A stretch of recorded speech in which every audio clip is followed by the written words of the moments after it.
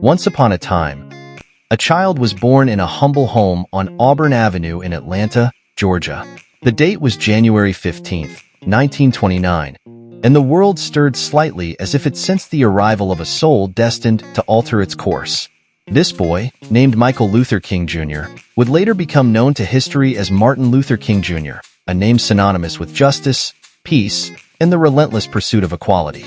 From the earliest days of his childhood, Martin's life was filled with the harmonious blend of gospel hymns and the powerful cadence of sermons delivered by his father, Reverend Martin Luther King Sr. The King family home was a sanctuary of love, where the ideals of faith and justice were interwoven into the fabric of daily life.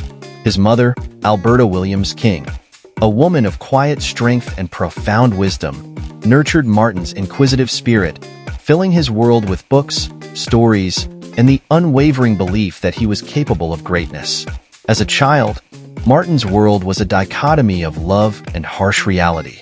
His first encounter with the sting of racial segregation came at the age of 6, when he was told that his white friends could no longer play with him because of the color of his skin. This heart-wrenching moment planted a seed of determination in his young heart, a determination to one day see a world where such injustices were mere relics of a dark past. Despite the societal barriers that sought to constrain him, Martin's intellect and charisma shone brightly. He excelled in school, skipping 2 grades and enrolling at Morehouse College by the time he was 15. There, under the mentorship of the venerable President Benjamin E. Mays, Martin's vision began to take shape.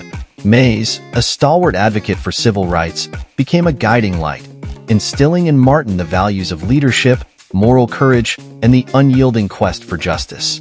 Graduating with a degree in sociology, Martin continued his academic journey at Crozer Theological Seminary in Pennsylvania, where he was elected president of his predominantly white senior class, a testament to his exceptional ability to connect with people of all backgrounds. He furthered his education at Boston University, earning a Ph.D. in systematic theology, all the while his vision for a more just and compassionate world growing ever clearer. In Boston, fate introduced Martin to Coretta Scott, a young woman of extraordinary grace, intellect, and artistic talent. Their love, rooted in shared dreams and a profound commitment to social justice, blossomed into a partnership that would endure the storms and triumphs of the years to come. Together, they returned to the South, where Martin assumed the pastorship of Dexter Avenue Baptist Church in Montgomery, Alabama. Montgomery would soon become the crucible of Martin's activism. In 1955, the courageous act of Rosa Parks, who refused to give up her bus seat to a white passenger, sparked the Montgomery bus boycott. Martin, with his eloquent oratory and steadfast commitment to nonviolent resistance, emerged as the movement's leader. The boycott, lasting 381 days, crippled the city's transit system and propelled Martin into the national spotlight, marking the beginning of his rise as a pivotal figure in the civil rights movement. Martin's journey was marked by triumph and tribulation. He faced arrests, brutal assaults, and relentless threats to his life. Yet, his resolve remained unshaken. In 1963, on the steps of the Lincoln Memorial, he delivered his iconic "I Have a Dream" speech, a powerful call for an end to racism that resonated across the globe. The speech, filled with poetic imagery and heartfelt conviction, stirred the conscience of a nation. In 1964, Martin was awarded the Nobel Peace Prize, the youngest recipient of the honor at the time.